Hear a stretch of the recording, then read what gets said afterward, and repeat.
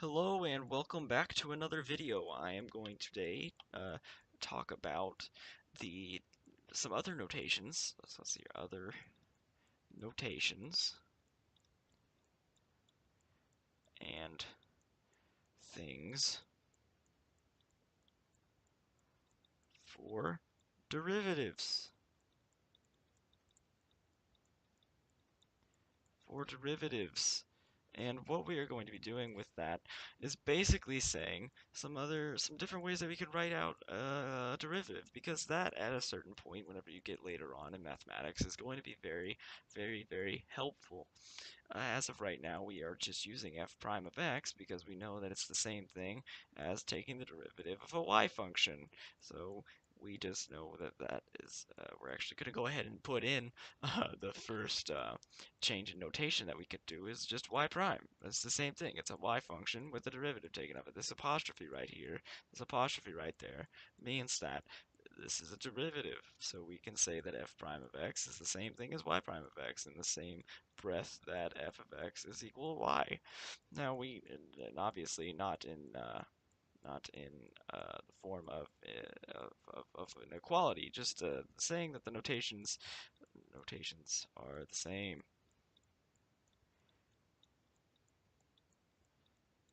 Saying that the notations are the same. And as we continue down here, we can get into something that's pretty neat, and it's kind of a upper level thing, but the thought process behind it is not very difficult to understand. Another way we can write out f prime of x is that we can rewrite it as dy dx. And this is what is called the differential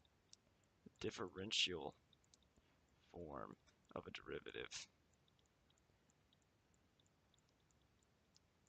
The differential form of a derivative. And basically, what a differential form of something is saying that a function is differentiable. And if for a function to be differentiable, so let's say for f of x to be differentiable, uh, um, again, at any point, like we had said in our very first introduction to derivatives video, it has to be a function. It has to be continuous, and the same thing can be said for this. For anything to be differentiable, at any point for a function to be differentiable, it must, at any number a, exist. It must exist at any number a for a to be differentiable.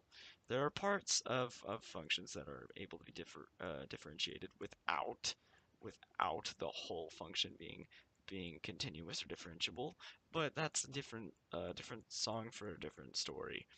And for here, we're just going to be focusing on the entirety of f dy dx. And I'm going to break this little bit of notation down step by step so that we can kind of understand.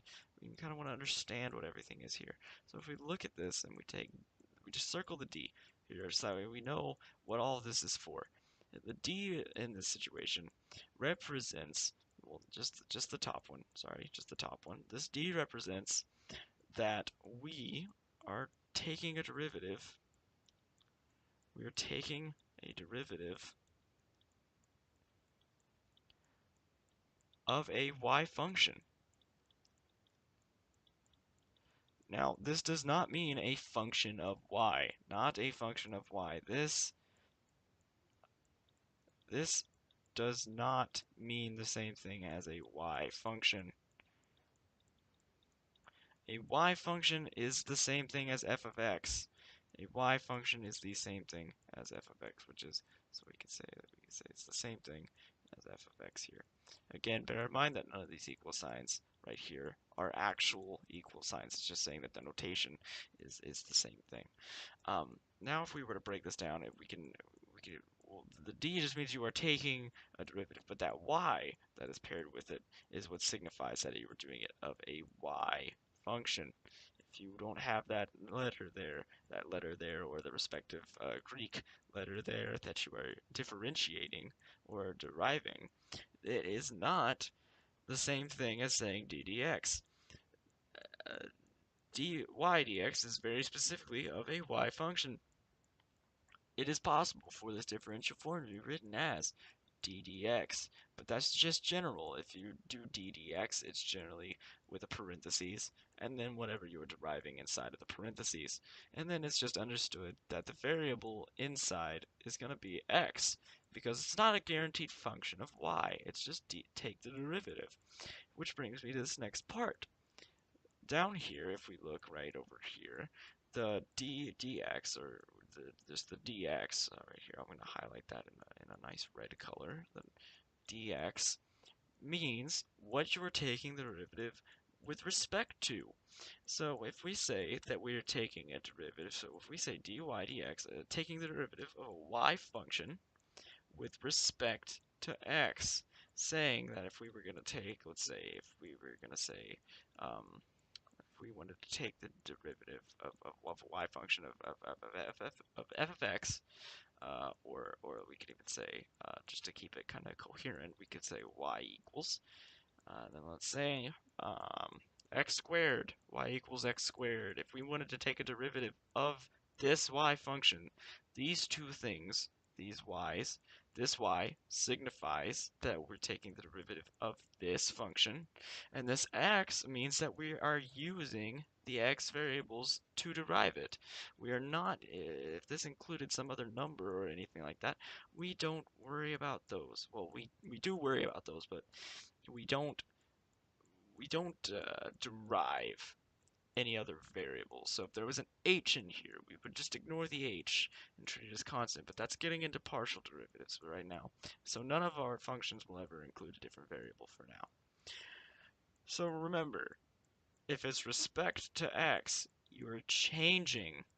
This is another way, because this differential form can be rewritten as an algebraic form, so let's do that real quick. So change in y over change in x. So if we were to think of it as this, and note that this is not a way, to to um, to actually solve anything. This is not a way to actually solve anything. But just for a moment, consider the fact that you are changing your x, which is going to in turn change your y. So you would end up getting y prime and changing whatever that x is, which the derivative of that is just going to be 2x.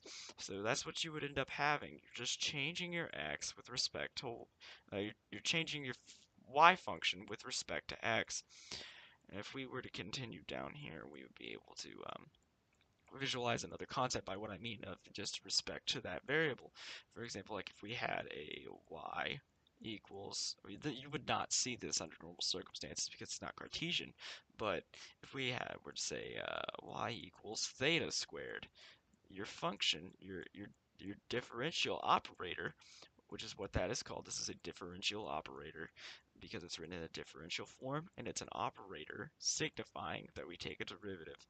So we would write that as dy d theta, which actually, now that I think about it, will happen, but it'll happen more often than not in integration, which we will get to later, and sometimes, obviously, most of the time with trigonometry. But this would be 2 theta. That would be 2 theta. So you could see that right here, this basically just shows that you're taking the derivative of this for that function, for a y function.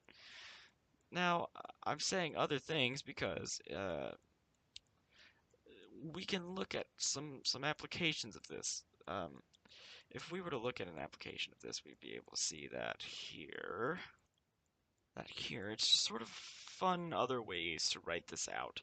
That if we were to say, let's see, if we had f of x, bear in mind this is not to teach you how to take a derivative. This is just simply a notation. This is notation, not a lesson on taking a derivative. Bear in mind though that the derivative I will be taking will be correct. So if we have the f of x function, and we say, all right, well, we want to know that we know that f of x is going to be in this case equal to, let's say, 14x squared minus 6x plus 2. If we know that this is our x function, our y function of x, and we just wanted to take the derivative. We could write this as dy dx, signifying that we're taking the derivative of 14x squared minus 6x plus 2. And that's how you would use that notation correctly, because we can see again that this is representing that this is a function of y. So whatever answer that we get will be y prime. So this is basically that signifier saying, okay, so if this was dh dx, we would know that that is the same thing as using h prime.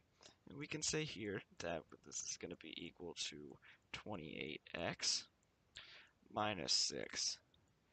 We can see that that is going to be a similar notation to over here. It basically just kind of spells it out for you a little bit better instead of making it kind of hiding behind all these parentheses and F's and everything. And I quite like that a lot more, actually. That kind of concludes this video about changes in notation that may happen, or ways that you can think about different differentials or stuff like that. And we'll see you in the next video when we're going to go over something very neat called the power rule for taking a derivative.